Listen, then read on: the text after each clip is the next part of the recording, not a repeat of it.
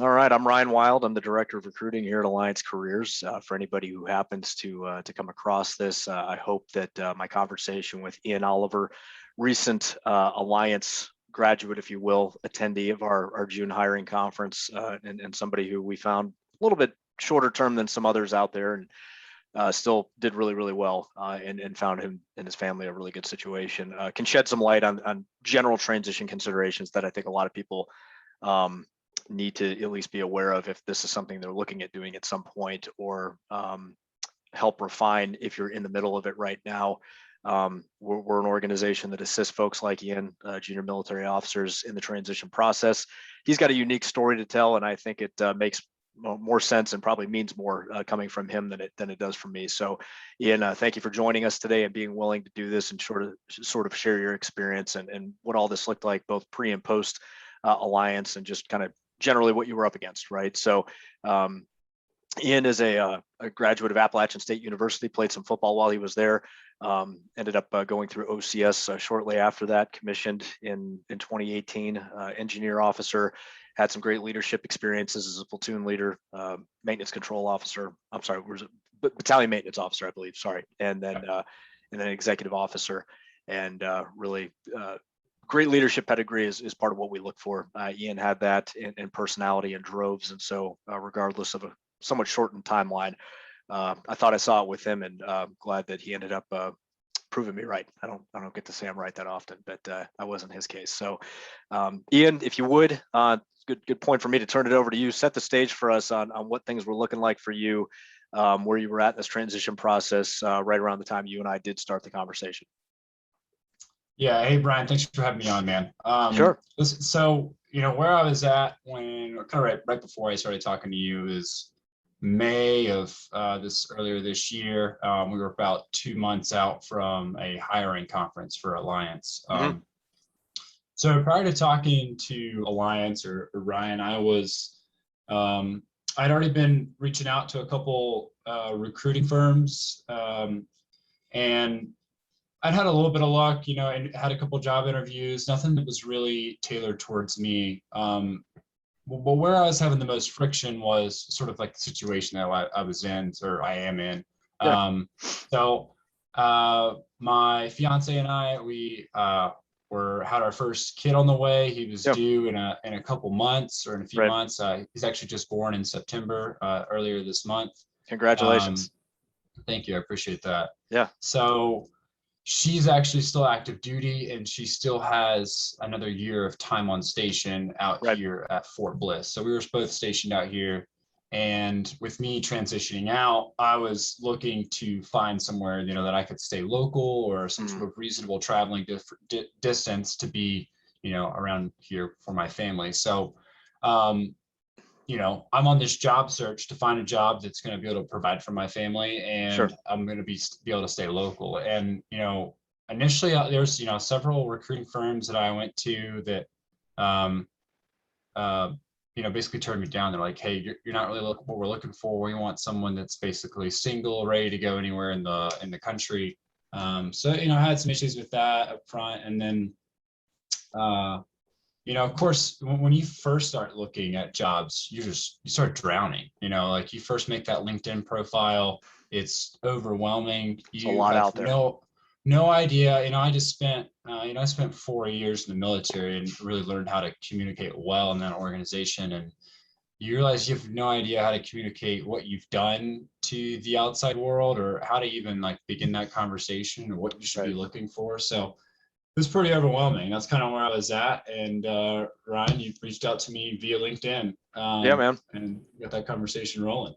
Yeah, no, you had a lot on your plate, unique situation. And, in part, I wanted to have this conversation with you where others could see it because you did so well. Part of it was because, frankly, I didn't set out to try to accommodate that situation specifically, right? I think there were some, I would say some others maybe loosened the lid on the jar. I was able to kind of take it off. And a lot of that was, based on your own decision, that providing for your family, at least for a little while, may look a little different than it does on sitcoms, right? That maybe you're going to have to be somewhere else for a little while. But I could tell that career was important to you, and I think you'd already decided career was important to you as well.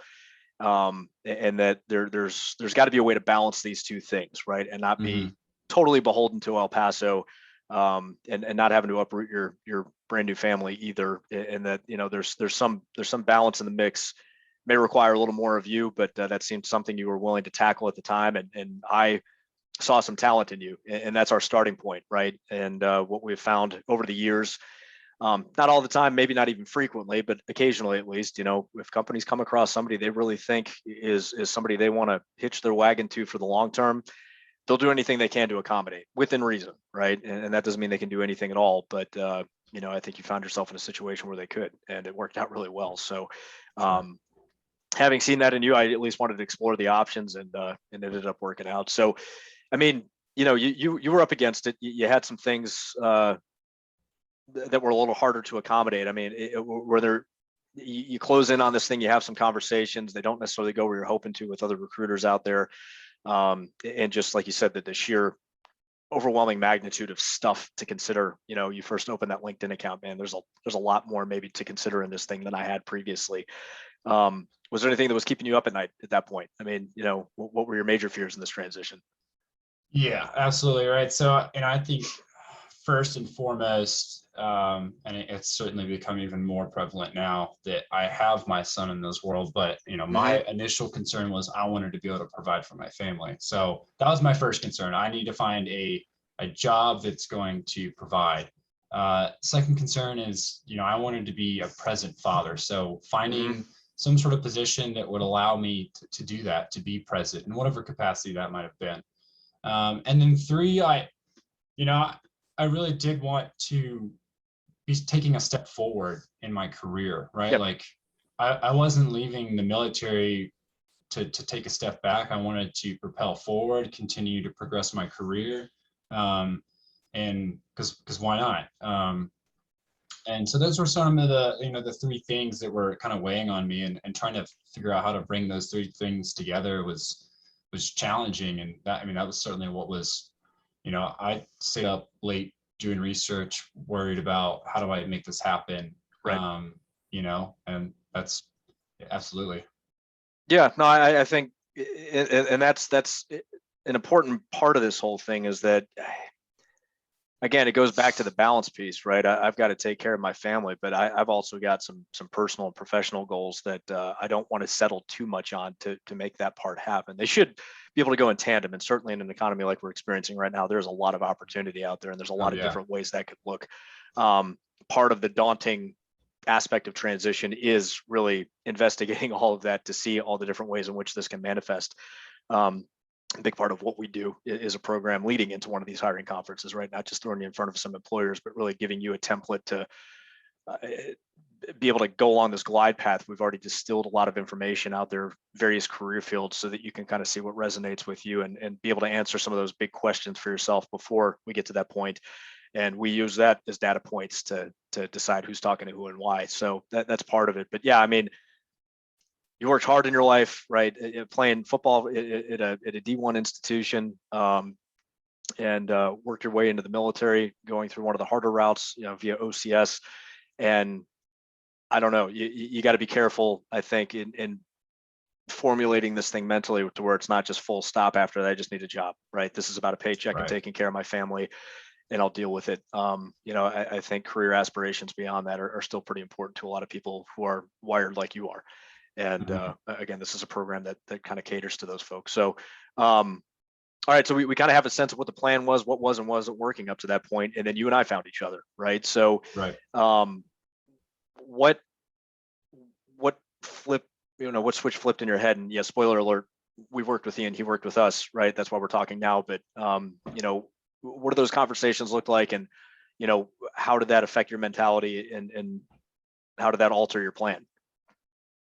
Yeah. So I think one of the biggest things that stuck out to me with some of our initial conversations was um, how selective Alliance was with their members, Hmm. that it wasn't just another recruiting firm, and that there was going to be a significant investment into you personally, as a candidate from Alliance that Hmm. was going to really help you in this transition.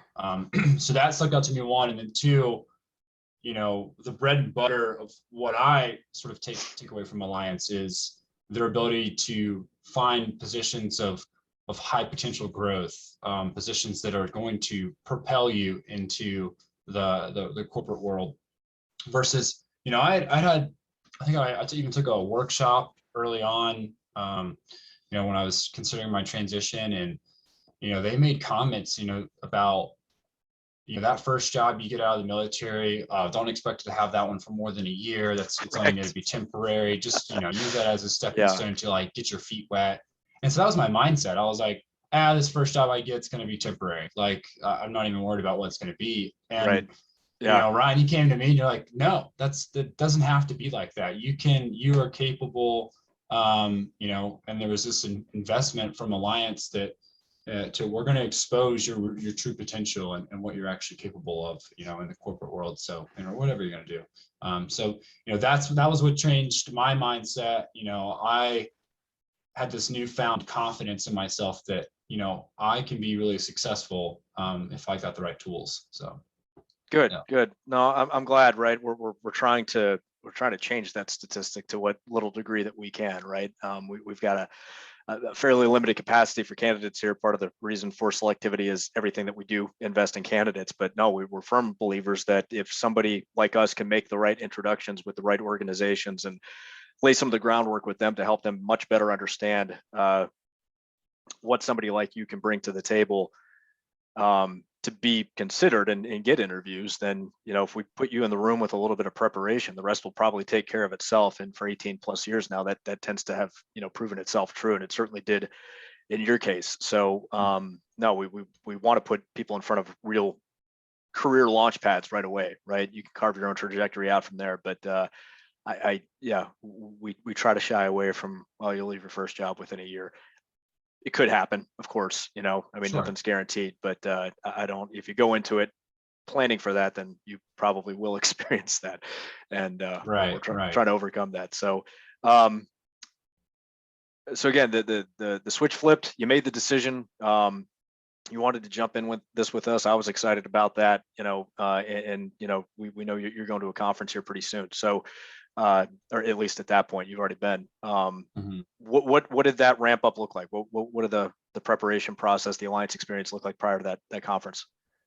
Yeah, man. So I'll tell you, the whole time I kept asking myself, in the background, like, what's the catch here? Like, when are they gonna ask me to pay something? Or Yeah. there was an extreme or a significant amount of investment from Alliance for that whole ramp up period. Granted, my time was a little shortened, so it was pretty condensed, but multiple times a week, I'm taking classes through Alliance on, educating us on the different career opportunities that are out there, how to be successful in them, how to, interview. We're doing a bunch of mock interview trials, where a lot of details being put into our resumes, how to, really put together a solid resume, and really how to articulate yourself and the accomplishments that you've had. And so yeah, it was super helpful. Definitely took a lot of the stress away from the process, because coming into it, you're like, I have no idea how to present myself to a company or anything like that, and or what I'm even looking for. What career avenue I want to approach. And this was a great opportunity to just get exposed the entire all of these opportunities that you're capable of doing. And so yeah, it was a great experience. It was extremely helpful. And it's one of those situations though that you get as much out of it as you put into it. So Sure. Yep. the more you put into that program and leading up to your hiring conference, the more you're going to get out of it. 100%. Good. No, important point made there, right? I don't. In some ways, we kind of throw a lot at you, and in your case, that happened partially because of the condensed timeline. Mm-hmm. In a lot of other ways, we don't throw a lot at you that is there for the taking if you want it. And Right. I think you jumped in with both feet, and you maximized as much of that as you could. And it, based on the results that you were able to produce for yourself, I hope you found all that helpful. I mean, there's classes, case studies, like I mentioned before, really exploring these career fields and making sure that you better understand them and what that fit with you may look like. So you can answer this fundamental question: what do I want next? A lot of us, I think, struggle with that. And for anybody who does happen to cross this thing and is considering a transition, that's kind of the starting point.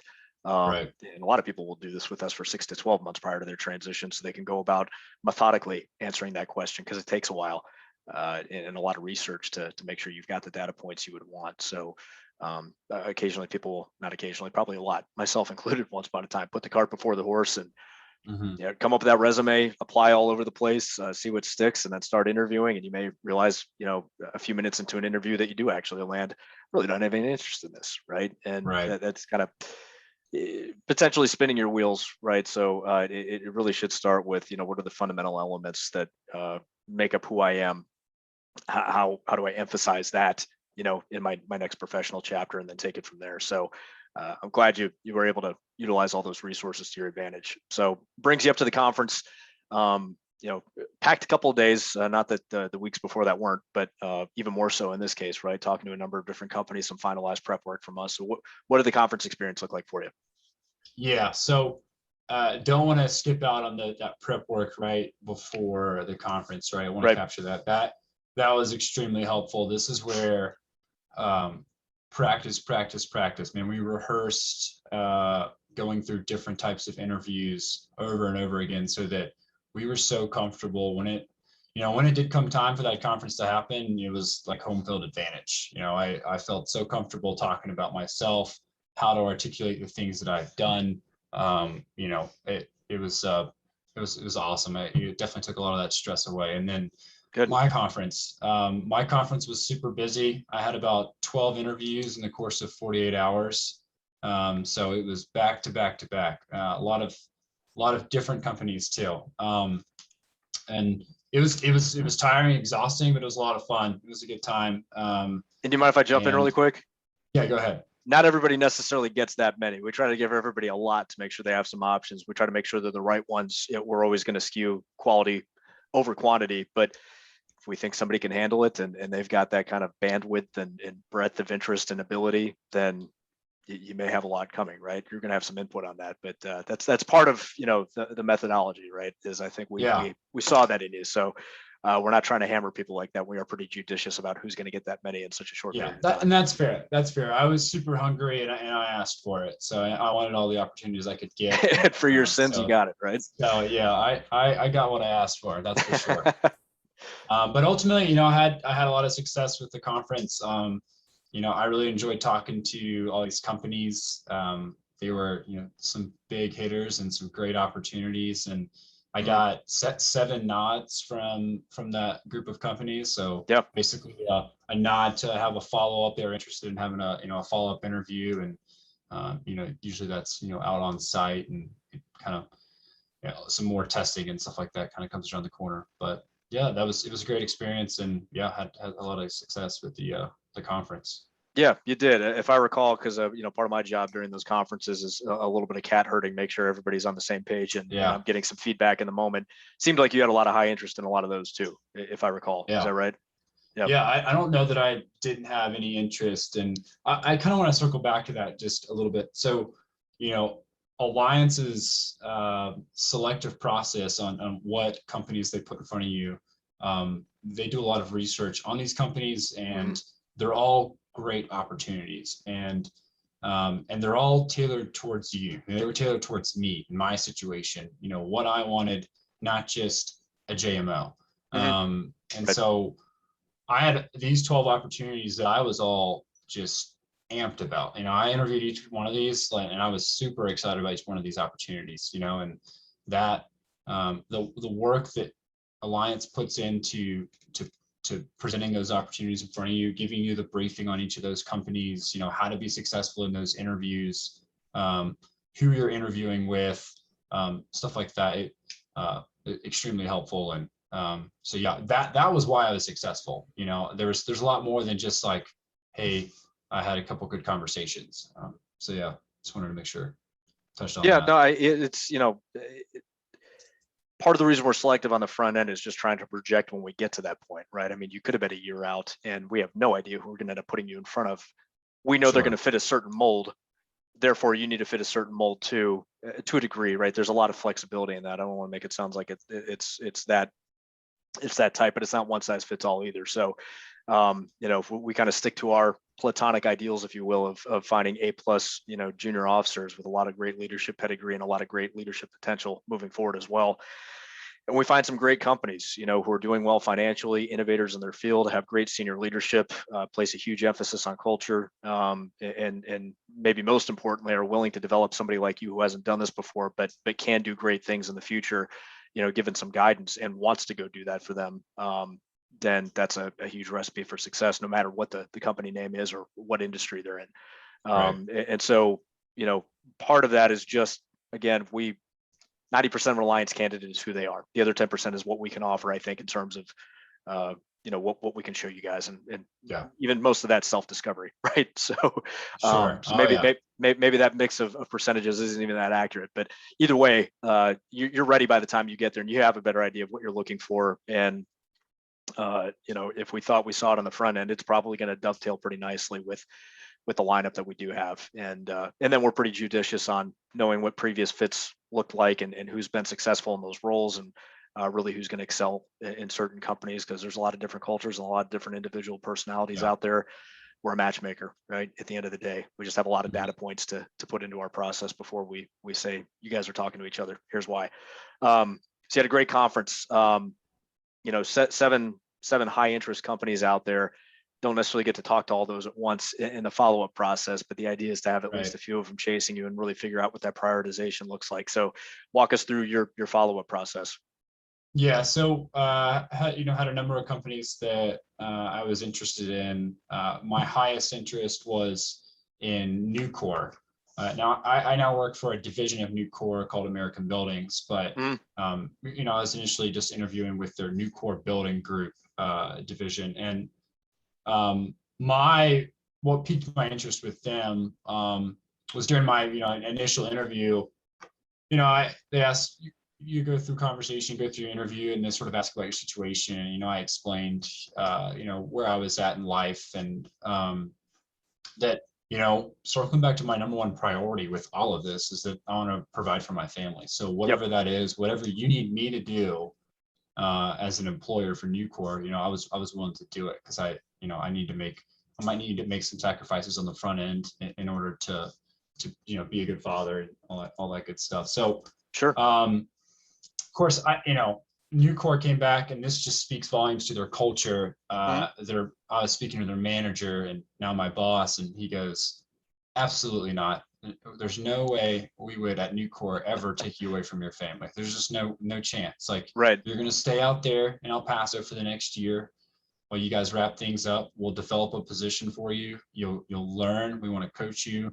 And then I was like, how can I not say yes to this? But follow-up process. I got to go out to their home office in Turtle, Texas. It's just outside of Dallas. Yep. And man, the follow-up process, I'll just say, this is the most fun. This is where you've already put all the hard work in. Yep. You're out there just shopping. It's all That's a these good way to put it. all these really cool companies that, of course, it's not in the bag yet, right? Like, you need to, you've got to crush that follow-up. But Sure. what a fun process. You're getting to go out there to see all these companies. Alliance takes care of all of the details, your flight, where you're staying, all that Mm, stuff. So you don't have to stress about any of that. And you're going out there to go see these facilities, meet the people. And it's exciting, because this is the next chapter of your life. And you get to kind of see it sort of materialize for the first time. and So yeah. removes a little stress at that point too. I mean, they like you, right? I mean, Mhm. it's like you Oh said, yeah. it's not in the bag, but we're moving in the right direction. They want to take you on a few more dates, right? So that's always a good thing. So and yeah, in your case, you look, the new core family of companies. It's not just the one. They're subject of a number of case studies because of culture alone, along with some other things. Incredibly successful in their space, kind of decentralized approach, flatter organization, Hmm. and a huge emphasis on their people. I mean, they are going to go to the ends of the earth to take care of you if they, figure that you're one of theirs, and you Yep. are more likely to treat them as this is part of my family in a sense, and they really Yep. believe that, and they live it, and they showed it to you in your case, right? So part of the reason I wanted to make sure that that made its way into the story is because A, it is part of your story, and B, that sort of thing can happen, not just with Mhm. them. We've seen it in some other instances as well. It's not to be expected, but I think, as I tell everybody, location in your case was pretty important, but you seem to understand as you got deeper into this thing and just saw what an obstacle location, at least in the early days of a new career, can be. Okay, maybe I make some perceived sacrifices. They're not even perceived. In your case, they would have been, but I think Mhm. you found them to be workable if it came to that, and then open yourself up to the possibility of doing this here and visiting as often as possible if required. And then lo and behold, you put yourself out there like that, and the company rewards that with, hey, we really like you, and you don't need to do that, right? And so, Yeah.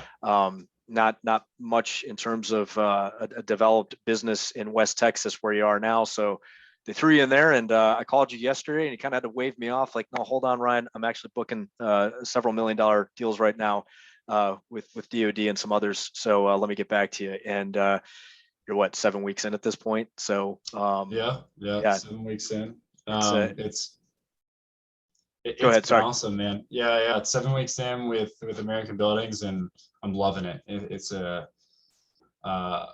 been a great experience, and all the rumors about Nucor culture are true.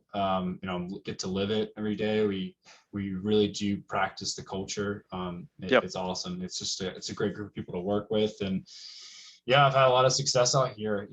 When you wear Nucor on your shirt, there's a lot of people that take notice to that, and Sure. I've been able to make some big deals and move some big stuff out here. So it's been a lot of fun. It's really exciting. And commission's not bad either, right? When you're in the right sales role, at least they'll take pretty Yeah. good care of you. Yeah, I'll tell you what, and just to talk about sales for a second, I never thought I would be in sales. I have a degree in building Neither did I. sciences. It's a construction management degree. I spent 4 years in the military, basically a project manager, right? And that's what Right. you're doing the whole time. So I thought coming out, I only know how to project manage or manage projects, and that's like what I'm going to do.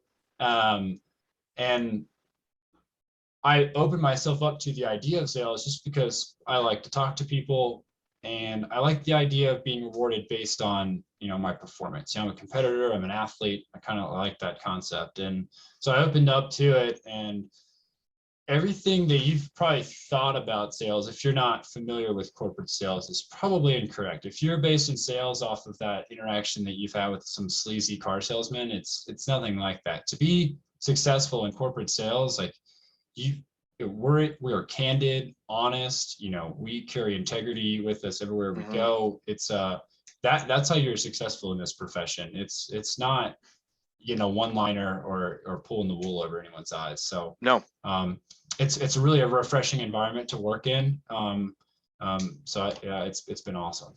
that's great. No, I appreciate you pointing that out. Anybody who thinks, and some do, some don't, right? Based on perception, and there's levels to anything, right? And a lot of us probably have encountered situations where yeah, I'm being sold right now, and it feels like there's a lot of moral ambiguity here, right? That doesn't have to be the case, and in fact we would certainly shy away from anybody who does business like that, no matter what the role is. But Right. this sometimes preconceived notion that you have to decouple with your integrity in order to be successful in sales could not be further from the truth. Some of the best people I know have had really good careers in sales because they are genuine, and customers trust them, and they take care of those people, right? Because that's important to them too. So I appreciate you pointing that out. But Yeah. man, you've got a great story to tell. I appreciate you sharing it with us today. Thank you for choosing to take this journey with us a few months back, and I'm glad it worked out so well for you. We'll probably check in and do this a little more down the road as you kind Absolutely. of move Yeah. on up and conquer the world.